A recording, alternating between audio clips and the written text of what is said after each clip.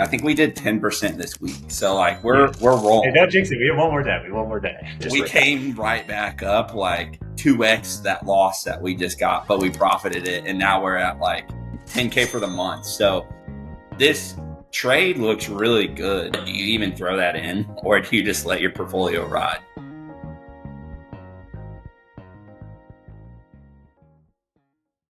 Okay, welcome back, everyone. Connor continues to beat the fund by more than 3x on his performance. When will his luck finally run out and he takes his big drawdown? But from up until that point, we will learn from his curve fitting ways and continue on here. Another big week of winning, Connor. I think you did, 7 or 8% last week. So congrats on that. What did you, bring today? I gave you a task to find another trade with no filter or something that diversifies for us after we did the Crimea thing. So if you want to, go through your process, how you found what you did, and then I'll pull up the trade and I'll kind of break down my thoughts on it and how it fits in the portfolio. Yeah.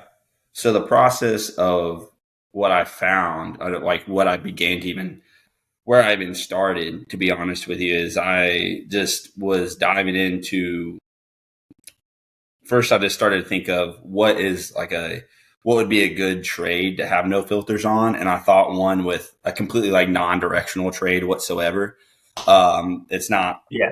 And I want to stop you there too. So like what everyone see, like Connor started by asking himself a question and then found the trade. Whereas people will often just find a trade and try to optimize it and copy it. He thought something up front, which is going to get you to result much better and quicker where you need to be. But keep going, Connor. Yeah. And exactly off of that point, just based off of like what Mark has told me and what Mark has shown me when taught me and trading, I started to think about what trades work the best without filters, and it was the non-directional ones. So to be honest with you, it was a long process to figure it out. The non-directional trades work better without filters. What'd you say? Why do you think that is, that the non-directional trades work better without filters? Because I feel like the more filters you add onto it, maybe you're starting to go more in a direction rather than. Exactly. So since you have no opinion with filters, it makes sense to have no opinion with your trade because we can't predict the market. Exactly. Like I kind of found, and you'll see on this trade, I added like a little filter in it just to maybe bring the drawdown a little bit and just to give it a little bit, just it had edge already, but just to kind of make it a little bit less risky of a trade. And so, yeah, I started looking at, we were looking at flies a little bit, and then I started looking at strangles and straddles. And then I saw this one, and it started out as, a pretty non-directional one, but it was naked. So I added a little bit more onto it to give it more protection. And once the protection came in, there was some edge there, but the draw was a little bit high. So then I just added that overnight move VIX filter on it. But I didn't want to, again, what we were talking about, I didn't want to go crazy with the filter. I just wanted to put a little tiny filter on there.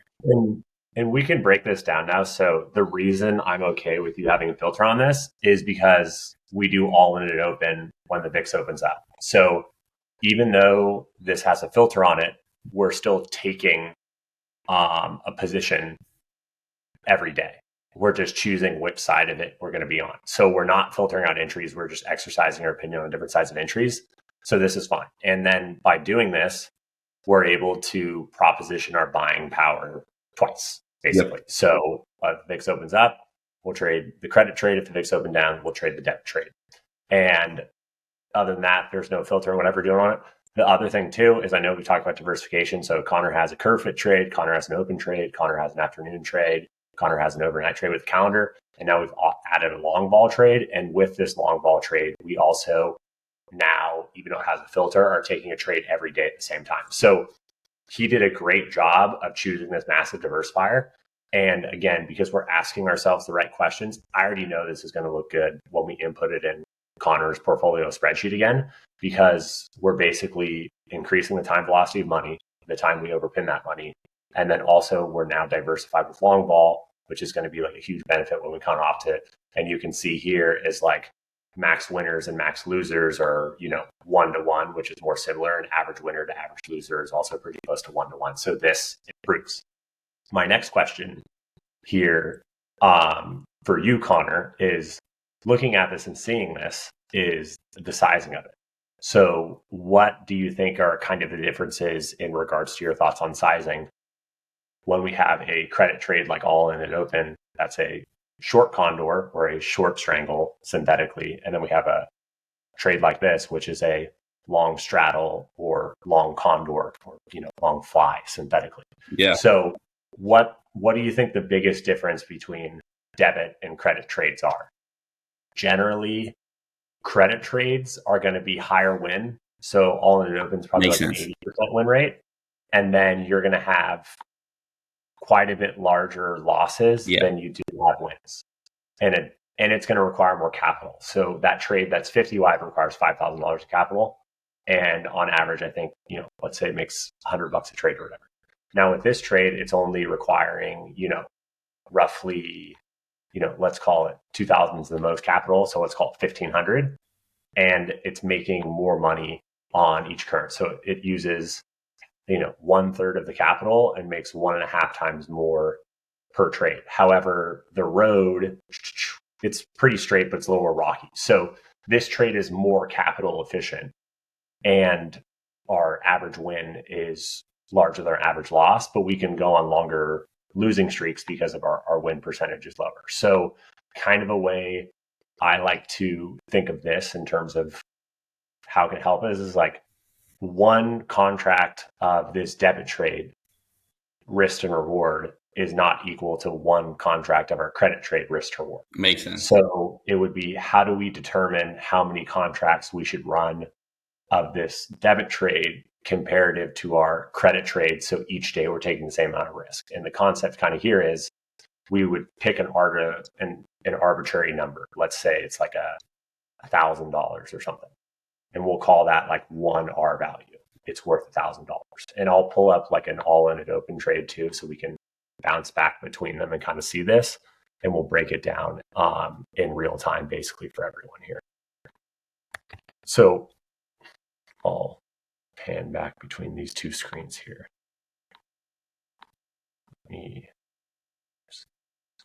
Share my screen. Okay, so this is the debit trade. And for one contract, we can see, we'll just call our average loser is $780. Yeah. So minus 780.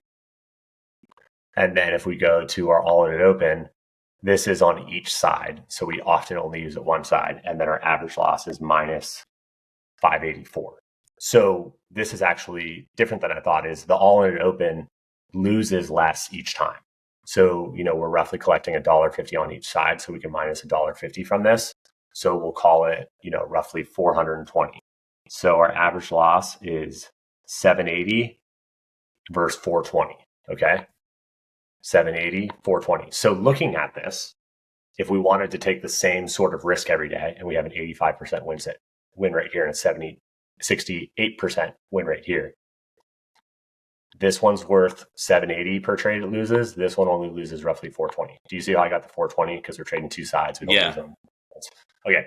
So knowing that, how many contracts of the credit trade, all in and open, would you want to trade into the relationship of the long straddle trade, basically 420 per by 780? So would we want to trade more of the credit trade? I would want to trade more of this trade than the other trade, because our losses, the relationship between our losses and our winner is not as big. So we're not losing as much. Correct. So if one's 780 and one is 420, we'll roughly trade two all in it opens versus one long straddle. You see that? Yeah. And what this did is we'll just make up we call it R value to have a predefined risk every time. So we'll just say our R value is $750. So to get $750 of risk with all in open, we'll trade two contracts. To get $750 of risk with the long condor, we trade one contract. But the good part about this is our max winners can be $1,500 on this trade, whereas our max winners are, relatively small, like $350 here. So we could potentially win 8 more times here. And this is, we'll talk about the seesaw of what's going on here, is that kind of with this seesaw, we have lower win rate, but bigger wins. Yep. So you can see, like, look at this banger of a streak right here. Like straight up and vertical to right. These Whereas are here, basics. yeah. And the concept here, this is actually like a Jim Simons thing. He's like the man that broke the market. So the way to think of it is I call this the P&L pothole. Like imagine you're driving down a road, you're making a bunch of money. This is what about is going to happen to you with the streak you're on. And then you take this big drawdown, and that's a pothole. So if we overlay this P&L curve with this P&L curve, that's like putting aggregate in the pothole of this drawdown. So all of a sudden, the ups and downs get smoothed out.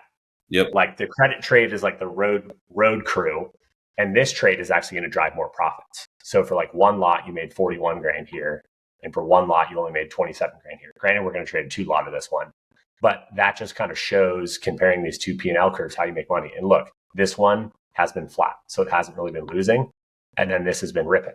So we're just making that P&L curve through all of this. And this comes back to the beta, correlation, diversity, all of this stuff. But I think this is a simpler way to define it. And the other way to think of it is, it's like when you're trading, you have a leaky bucket. Yeah. The bucket has holes in it, and things go in and out of favor, and you have to do things. But if you're constantly innovating and pouring more water in the bucket, you're still going to get that yield basically over a period of time and make that money. And my next kind of challenge to you would be balancing these out and seeing if that thesis is correct. I imagine it would be. But maybe, when the market really sucks, we go 5 back-to-back days when it's terrible. Just looking at the curve, I doubt that's it. But that's something to note to play in Crimea. And all of a sudden, the diversifier could be this long straddle, as opposed to those other trades that had a low Sharpe ratio or Calamar or whatever that is. So the concept here that we want to take into account is that you always have some type of constraint that is holding you back in whatever you're trading is. Time, technology, information, your diversification of trades. And we could have just solved an old constraint that by putting in a worse trade, it made the returns better. And we could have found a better trade to put that in and make the sum of the parts of the whole. Or this could be a better trade, and when we add it, it makes everything worse.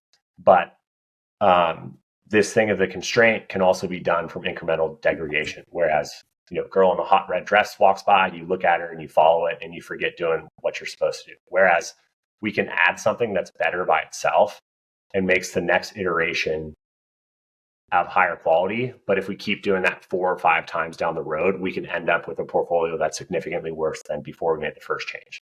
So it's important to understand that. And right now you're printing money. Yeah. So maybe we shouldn't even touch it. You know what I'm saying?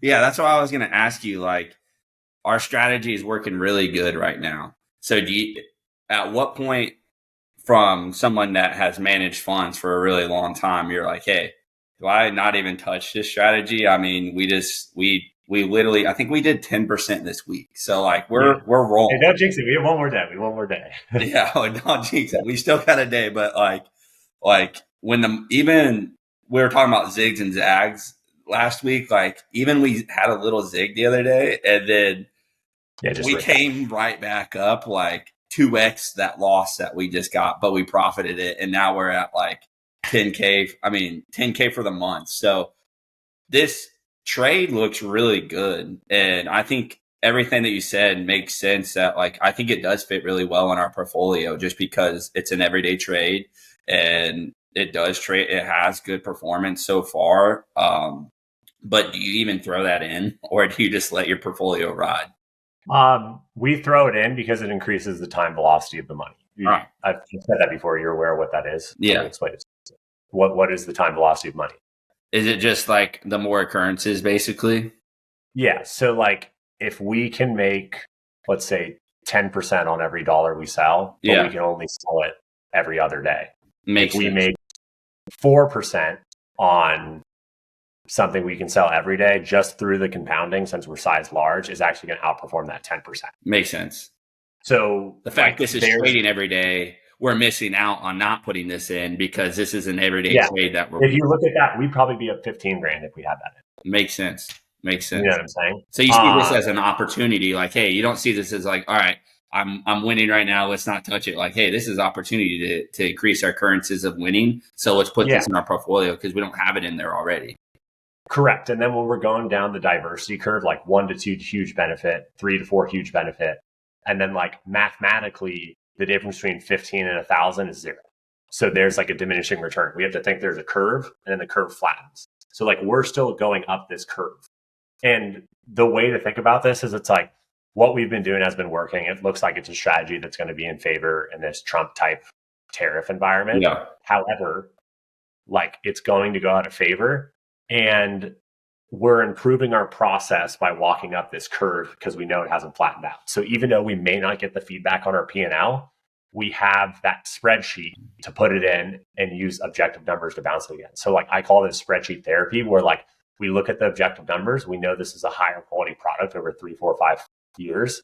So we're going to run it, even if it hurts us in this particular environment, because we know eventually it'll come into favor.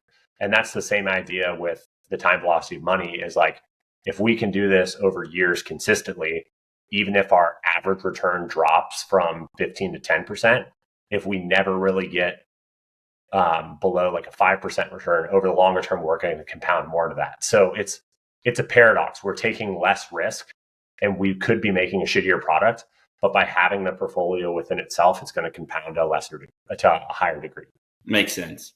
And the only times like, I think I have like a second forward question onto that. Like only time like it kind of does it become a bad idea to start just throwing trades in your portfolio? Let's throw the Excel spreadsheet out of it. Like if we didn't have that Excel spreadsheet, like we'd be guessing. We'd just kind of be guessing. Yeah, like you're in a cockpit and it got foggy and you have no instruments. Makes sense.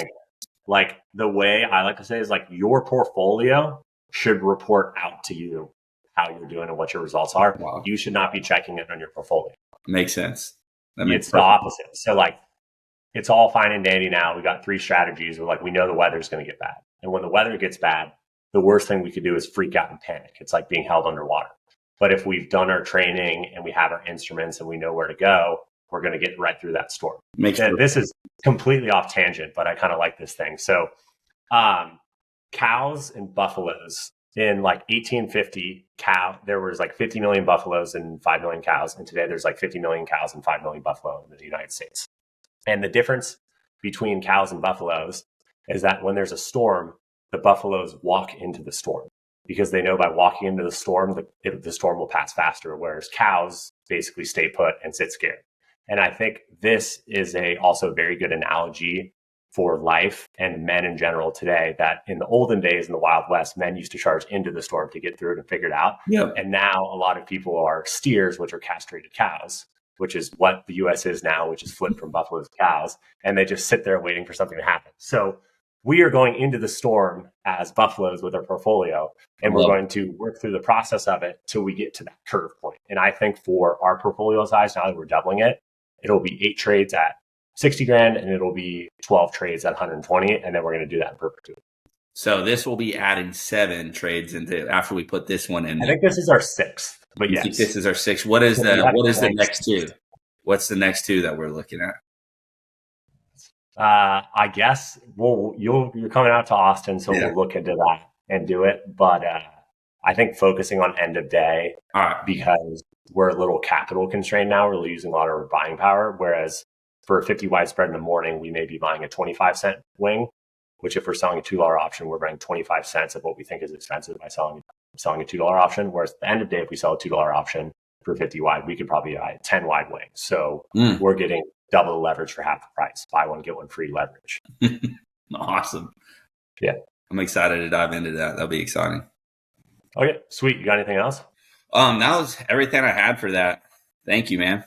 Yeah, everyone, Connor's coming to Texas next week. If you guys want to see anything during the options boot camp, feel free to drop it in the description below. But I always appreciate you guys tuning in. Thank you.